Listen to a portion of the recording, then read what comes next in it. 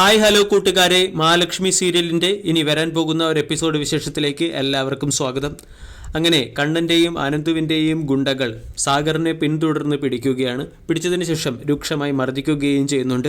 പിന്നീട് സാഗറിനെ വാഹനത്തിൽ കയറ്റി മറ്റെവിടെയോ കൊണ്ടുപോകുന്നുമുണ്ട്.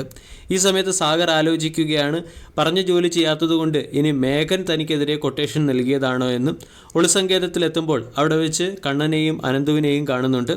ഇവിടെ നിന്നും അവരോട് സാഗർ പറയുകയാണ്, എല്ലാ കുറ്റവും ഞാൻ സമ്മതിച്ചതല്ലേ സാറേ, ഇനി നിങ്ങളുടെ ജീവിതത്തിൽ ഞാൻ ഒരു ശല്യത്തിനും വരത്തില്ല എന്ന്.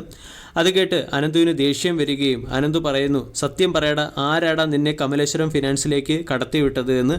അനന്തുവിൻ്റെ ക്രൂര മർദ്ദനത്തിന് മുന്നിൽ പിടിച്ചു നിൽക്കാൻ സാധിക്കാതെ സാഗർ ആ സത്യം പറയാൻ തീരുമാനിക്കുന്നു.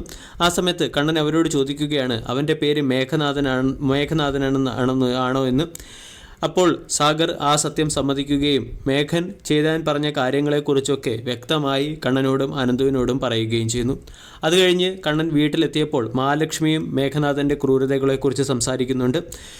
മേഘനാഥൻ തൻ്റെ പിറകെ നടന്ന് തന്നെ ശല്യം ചെയ്തതും അതിനുശേഷം കല്യാണം കഴിഞ്ഞതിന് ശേഷം അവൻ മുഖം തരാതെ ഒളിച്ചു നടന്നതും പിന്നീട് മഞ്ജുവുമായിട്ടുള്ള കല്യാണത്തിൽ നിന്നും മേഘനാഥൻ പിന്മാറിയില്ലെങ്കിൽ താൻ എല്ലാ സത്യവും കണ്ണനോട് പറയുമെന്ന് മേഘനാഥനെ മഹാലക്ഷ്മി വിരട്ടിയതുമൊക്കെ കണ്ണനോട് മഹാലക്ഷ്മി തുറന്നു പറയുന്നുണ്ട്.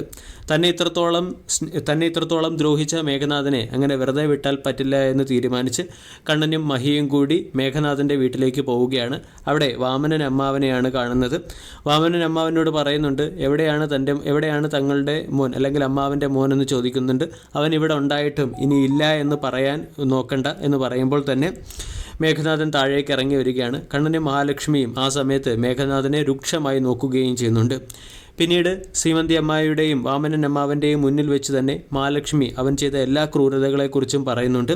ഇതെല്ലാം മഹാലക്ഷ്മിയോട് ചെയ്തത് മഞ്ജുവിനെ കല്യാണം കഴിച്ച് അവിടേക്ക് കമലേശ്വരത്ത് കയറിപ്പറ്റാനാണ്